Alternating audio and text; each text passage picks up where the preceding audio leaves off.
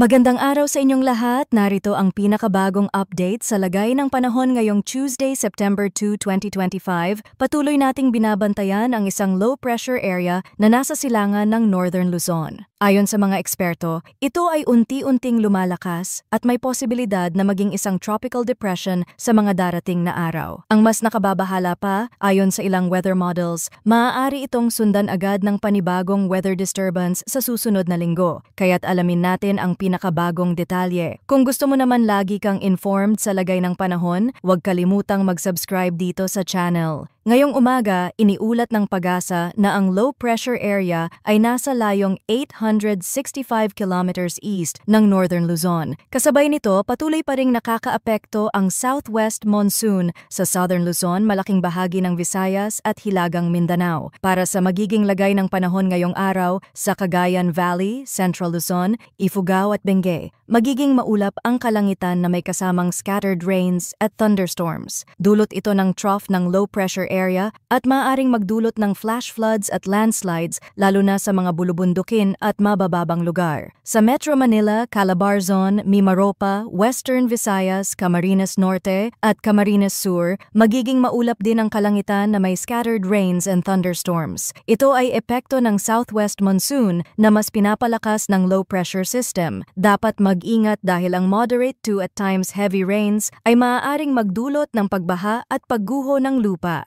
Sa Zamboanga Peninsula, Northern Mindanao, Caraga at iba pang bahagi ng Visayas, bahagyang maulap hanggang maulap ang kalangitan na may isolated rain showers at thunderstorms. Bagamat panandalian lamang, maaari pa ring magdulot ng flash floods kung sakaling lumakas ang mga pag-ulan. Samantala, sa iba pang bahagi ng bansa, asahan ang partly cloudy hanggang maulap na kalangitan na may mga localized thunderstorms. Kahit pansamantala lamang ang mga pag-ulang ito, posibleng magdulot ng mga pagbaha at landslides kapag severe thunderstorms ang tatama. Para naman sa kondisyon ng hangin at karagatan, sa Southern Luzon, Visayas at Mindanao, light to moderate ang hangin mula southwest na may taas ng alon na 0.6 hanggang 1.8 meters. Sa silangang bahagi ng Northern at Central Luzon, light to moderate winds din mula northeast hanggang northwest na may alon na 0.6 hanggang 1.5 meters. Sa natitirang bahagi ng Luzon, light to moderate winds mula south hanggang southeast na may taas ng alon na 0.6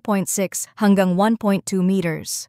Batay sa latest heavy rainfall outlook ng Pag-asa, ngayong araw ay posibleng makaranas ng 50 hanggang 100 millimeters ng ulan ang Aurora at Palawan. Posibleng mas matindi pa ito sa mga urbanized areas, mababang lugar at mga gilid ng bundok. Ayon naman sa monthly forecast, ngayong September ay inaasahan ng 2 hanggang 4 na bagyo na papasok sa Philippine Area of Responsibility. Kadalasan, ang mga ito ay kumikilos pa hilagang silangan at tumatama sa extreme northern Luzon. Gayunpaman, may pagkakataon ding dumaan ang track sa mismong Visayas o Luzon. Ayon naman sa mga international weather model, ang kasalukuyang low-pressure area ay patuloy na kikilos pa hilaga. Habang gumagalaw, unti-unti rin itong lumalakas. Posible itong maging tropical depression sa loob ng susunod na araw, ngunit ang maganda, nasa labas na ito ng ating teritoryo bago tuluyang mag-develop bilang isang bagyo. Subalit hindi pa rin ito dapat balewalain dahil sa malakas nitong paghila sa southwest monsoon. Ito ang dahilan kung bakit patuloy ang malalakas na pag-ulan sa ilang bahagi ng bansa. Dagdag pa rito, may indikasyon na posibleng may sumunod pang weather disturbance sa silangan ng Luzon. Mga kababayan, huwag kalimutang manatiling nakaantabay sa mga susunod na update dito sa ating channel. Lagi nating tandaan na ang pagiging alerto at handa ay ang pinakamabisang depensa laban sa sakuna. Maraming salamat sa inyong walang sawang pagtutok at suporta.